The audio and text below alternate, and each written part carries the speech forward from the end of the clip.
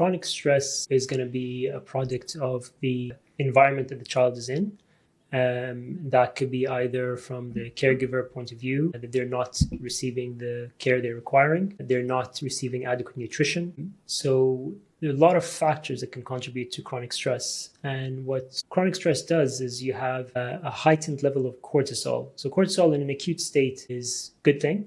But if the cortisol level is constantly raised, that's going to affect the neuronal development, the synapses of cells. It will affect the child's ability to focus. That will partly also affect their sleep habits. The nutrition is very key to this. So adequate, healthy nutrition and avoiding ultra-processed food, avoiding high sugar intake. There's an interplay of things between your environment and the chronic stress. There could be things around domestic issues that unfortunately some children are exposed to. That's going to cause a lot of stress for the child, and limiting that and protecting the child will enhance their development. And again, emotion regulation will be affected by that because of the heightened cortisol and the chronic stress that's creating the downstream effects to their learning and ability to regulate their emotions. When do I know that child has crossed that limit of stress? So some children, they signal to the parent verbally and say that they want a break or they don't want to avoid a certain activity for a multitude of reasons. Parents, if they don't listen to their child, obviously they're going to continue to keep that child in that state of stress.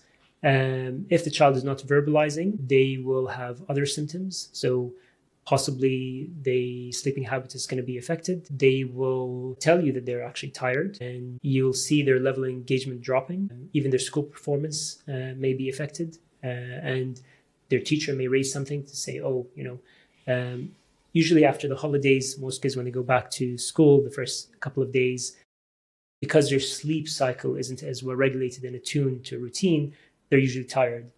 But if they're constantly going to school tired for weeks at a time, then there's something not right. They might start to complain of different non-specific symptoms. They could be complaining of having headaches. They may have gut problems, bloating, constant diarrhea, or constant constipation. And again, you have to tease this out to kind of figure out, do they have an underlying problem that's giving them those symptoms, or is there something else going on? And you will need to seek a professional opinion for that. But usually parents are very good at noticing changes in their children, and they'll notice that something is off. And if the child is not able to say clearly to the parent, then it might be that they might notice it from the irritability, or they're unable to regulate their emotions. They might have mood swings. So it can come in a variety of ways, really.